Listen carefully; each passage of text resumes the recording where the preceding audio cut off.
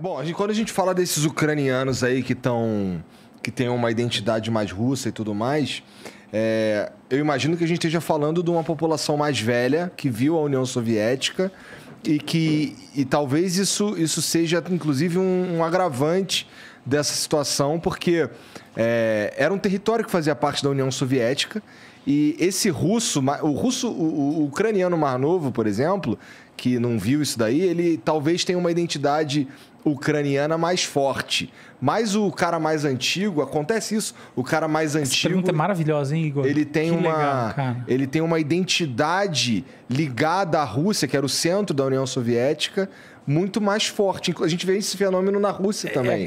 Então, mas me lembrou o Adeus Lenin, um filme maravilhoso, recomendo para quem está em casa. Vamos voltar na história um pouco, porque parte desse argumento que você está trazendo é o argumento do Putin, e eu entendi o porquê você está fazendo isso, obviamente. Hard questions. E é interessante.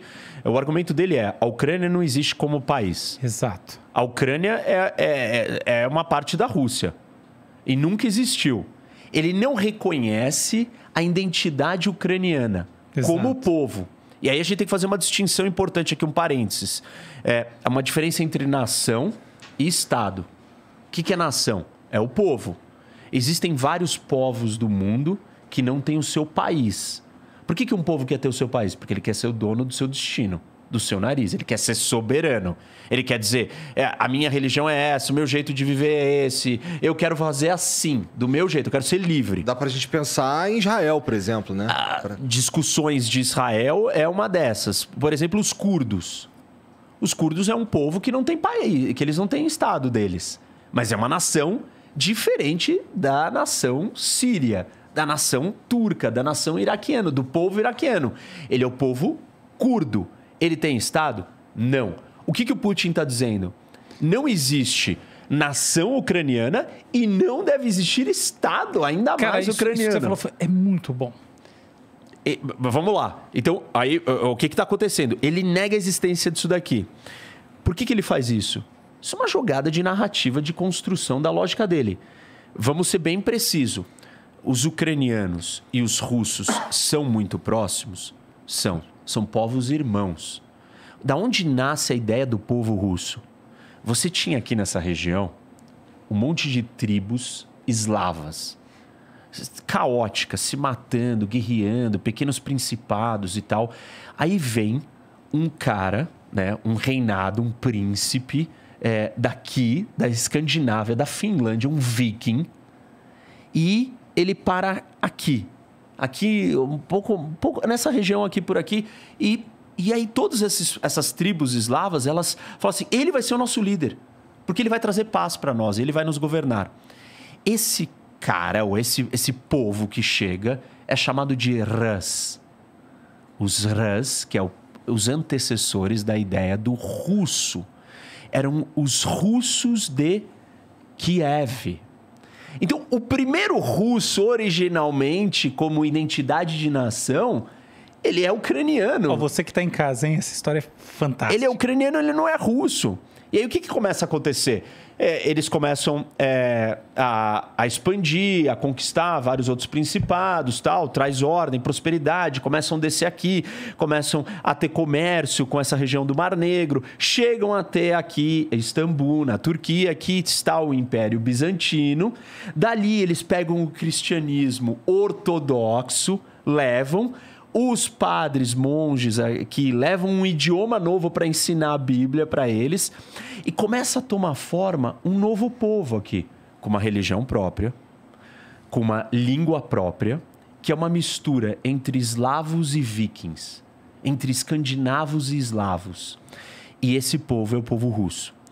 Aí chegam os mongóis, invadem isso daqui, destroem tudo, dominam tudo.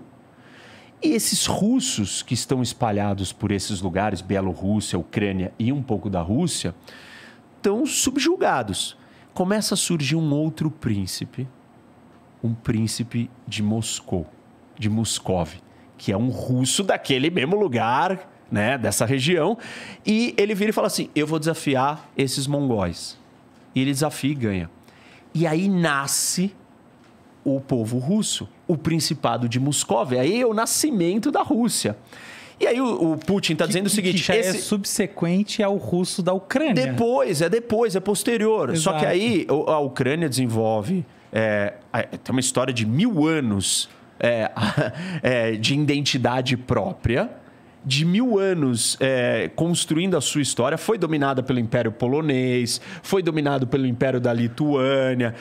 É dominado posteriormente pelo Império Russo, depois pelos soviéticos, é invadido pela Alemanha. Então, assim, esse povo sempre existiu, ponto. Quando que o Estado existiu? Um período muito breve, em 1917, ele existe por um período breve até o Império Russo ir lá e conquistar. E depois é a União Soviética conquistando. E aí você fala assim, da onde vieram esses russos? Parte desses russos que falam que querem ser daqui, eles não eram daqui. Eles eram da onde? Eles eram da Rússia, que vieram para cá. Sobre isso eu quero fazer uma provocação aqui, uma coisa. Você responder para quem está em casa, explicar como funcionou esse processo, que foi muito guiado pelo Stalin. Isso. E qual é a relação dele com a fome de 32 e 33? Bom, ele criou... Como você vê e qual o sentido dessa fome? Essa é uma coisa muitas vezes chamada de holocausto ucraniano, isso, que pouca gente conhece. Isso. Então talvez você pudesse explicar também, provocação no sentido assim, que isso é dedo na ferida, né? Mas é legal a gente saber como funciona. Lembra que a gente está falando assim, império. E eu estou falando para vocês, Estado-nação é melhor que império. Por quê? A regra do Estado-nação, e uma das poucas regras que existem no mundo, ela é uma regra escrita, ela está ali escrita na Carta das Nações Unidas. Mas ela tem lei, ela tem alguém que aplica, que vai lá, a polícia do mundo que garante? Não, aí não tem. Mas é uma regra do estilo que você queria, Igor. Acordo de cavalheiros que tem que ser preservado. E como é que é? É um bom garoto, né? Não, como é que é a regra do Estado-nação? Eu quero acreditar que a humanidade está evoluindo para algum lado, é um cara de um coração maravilhoso. Qual que é a regra? Que bom, né? Não invadam democracias. Não invadam e não destruam as minhas fronteiras. É o oposto. Tipo assim, respeitem as fronteiras dos estados. O Estado é soberano. Existem momentos que isso não é respeitado, mas a violação, a quebra desse acordo de cavalheiros é bem severa e é mal vista por todo o resto. E aí, então, império, né? Não é Estado-nação. O que o império faz? Ele vem e ocupa isso daqui. Mas como é que ele garante que ele vai conseguir dominando isso daqui? O que ele faz? Primeira coisa, ele reprime, massacra, tortura, escraviza, destrói a população local. Na base da força para falar o seguinte, me respeitem, não tentem se voltar contra mim, eu vou dominar vocês. 2, deixa eu trazer quem eu confio para cá para dentro. De que império você está falando? Russo. Você está falando do Império Russo? Isso. Então você está falando de que época? Estou falando assim, entre Primeira e Segunda Guerra Mundial, Império Russo aqui, invadindo, entrando, e depois, óbvio, Segunda Guerra Mundial em diante, dominação soviética. E você vai trazer migrações de pessoas para cá, para dentro. Por quê? Porque você tem que arquitetar, você tem que redesenhar o país. O que você faz? Você tira uns e expulsa alguns. Quem que você expulsou? Você expulsou os tártaros que viviam aqui na Crimeia. E você colocou um monte de russo. Como assim expulsou os tártaros? Quem são os tártaros? Um povo de origem turca, islâmica, que estava aqui.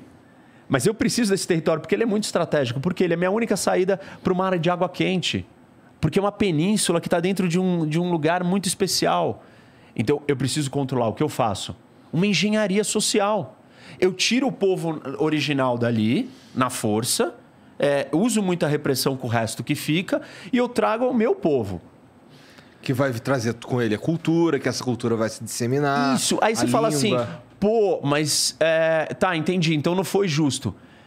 Certamente não vai dar pra gente voltar na história e desfazer todos os erros que foram feitos. Então, em algum momento, a gente tem que virar e falar assim, olha, vamos conviver com esses erros, vamos aceitar, vamos criar noções de justiças daqui pra frente... Me dá um pouco de autonomia, me ressarce do que eu passei, me respeita culturalmente, historicamente, linguisticamente. Mas não dá para eu voltar no tempo e falar assim, olha, em 1300 você fez isso comigo e assim por diante, entendeu? Então a gente tem que partir de um ponto inicial. E o que você está falando é, não, mas tem o russo aqui. Tá bom, mas agora já foi. Sim. Senão não tem fim. Claro. Entendeu? Já foi. A União Soviética caiu. A Ucrânia se tornou independente. No começo dos anos 90, ela se torna independente com o fim da União Soviética. Os russos não aceitaram.